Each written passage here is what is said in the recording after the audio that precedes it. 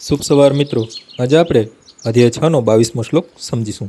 યમ લદ્વા ચાપરમ લાભમ મન્યતે નાધિકમ તતઃ યસ્મિન સ્થિતો ન દુઃખેન ગુરુણાપી વિચાલ્યતે।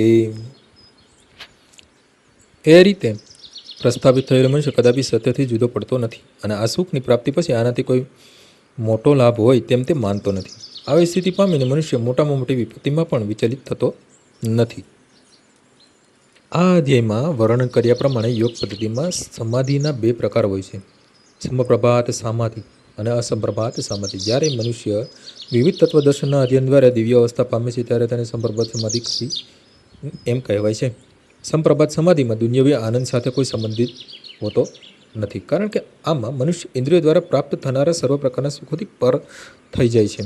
એકવાર આવી દિવ્ય અવસ્થા પ્રાપ્ત કર્યા પછી યોગી તેમાંથી કદાપી ડગતો નથી। જ્યાં સુધી યોગી આ સ્થિતિ પ્રાપ્ત કરતો નથી ત્યાં સુધી તે અસફળ રહે છે।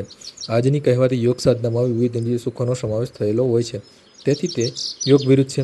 એક યોગી મૈથુન તથા નશામાં અનુવૃત્ત રહે એ તો હાસ્યાસ્પદ છે।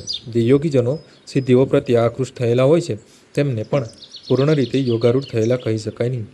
આ શ્લોકમાં જણાવ્યા પ્રમાણે જો યોગી યોગની આડપેદાશો તરફ આકર્ષાય તો તેઓ યોગની પૂર્ણ અવસ્થાને પ્રાપ્ત કરી શકે નહીં। તેથી જો મનુષ્ય અંગ કસરત રૂપે આસનોના પ્રદર્શન અથવા સિદ્ધિઓ પાછળ પડેલા હોય તેમણે એ જાણવું જોઈએ કે એ રીતે તો યોગનો ઉદ્દેશ જ નષ્ટ થઈ જાય છે। આ યુગમાં યોગની સર્વોત્તમ પદ્ધતિ કૃષ્ણ ભાવનામૃત છે કે જે વ્યોમકારી નથી।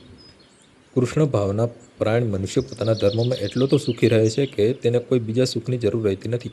ખાસ કરીને આ પાખંડ ભર્યા યુગમાં હઠયોગ, ધ્યાન યોગ તથા જ્ઞાન યોગ સાધવામાં અનેક અવરોધ આવી શકે છે, પરંતુ કર્મયોગ અથવા ભક્તિયોગનું પાલન કરવામાં આવી કોઈ સમસ્યા ઉપસ્થિત થતી નથી। આજનો શ્લોક અહીં પૂર્ણ થાય છે।